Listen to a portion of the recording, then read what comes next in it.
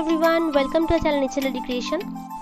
যারা নতুন আজকে আমাদের ভিডিওটাতে, তাদেরকে সাবস্ক্রাইব করতে রিকোয়েস্ট করছি for more craft related videos, makeovers and রিসাইকেলস।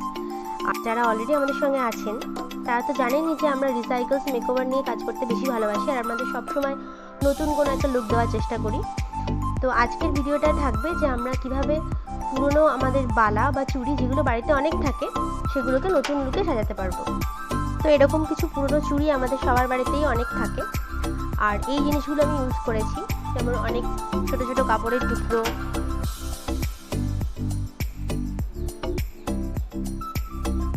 এই ধরনের জিনিসগুলো আমরা যে কোনো ক্রাফটিংয়ের দোকানে পেয়ে যাই, শেলস, বাটনস। তো এই পিসগুলোকে আমি সরু সরু করে কেটে নিয়েছি সুবিধের জন্য।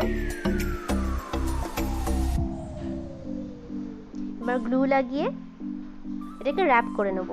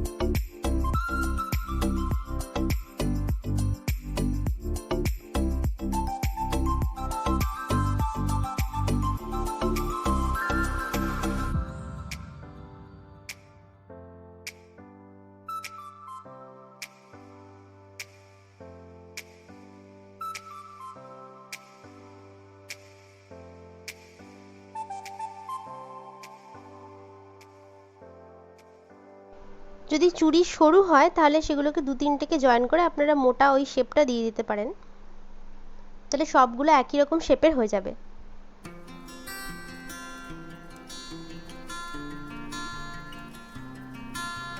আর খুব পাতলা কাপড় হলে সেটাকে দু তিনটে ফোল্ড করে নিতে পারেন, সেটার কনসিস্টেন্সি অনেক বেটার হবে।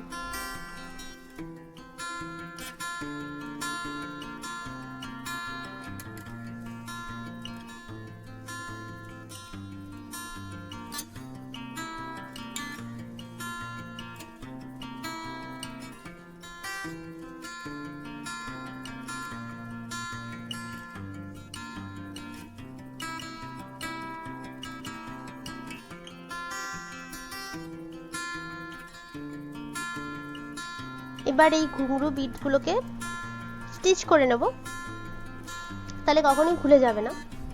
আঠা দেওয়ার ক্ষেত্রে আঠা দিলে খুলে যেতে পারে, সেই জন্য আমি স্টিচ করে নিচ্ছি। এরকম দুটো পিসের ক্ষেত্রে করেছি। আর যেটাতে একটু ডিপ কালারের ফ্যাব্রিক আছে সেটাতে এই শেলসগুলো লাগিয়ে নিচ্ছি, কড়িগুলো লাগিয়ে নিচ্ছি। খেয়াল রাখবেন প্রত্যেকটার ক্ষেত্রে যেন গ্যাপটা সেম থাকে।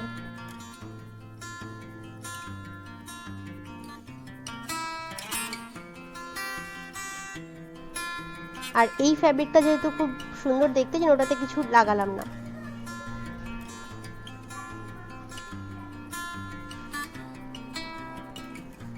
যদি সারফেসটা ফ্ল্যাট হয় তাহলে গ্লু ইউজ করে বাটনের ক্ষেত্রে সেটাকে ফিক্স করে নিতে পারেন।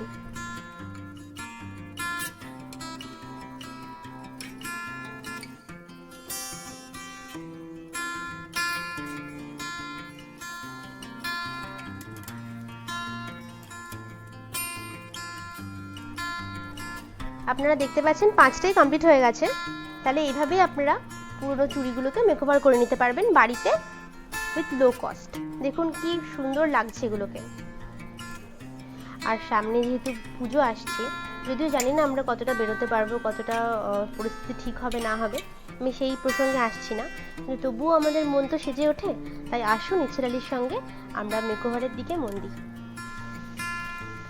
আর যদি ভালো লাগে ভিডিওটা, দেন প্লিজ আপনারা ট্রাই করুন বাড়িতে, আর লাইক, শেয়ার অ্যান্ড সাবস্ক্রাইব আর চ্যানেল।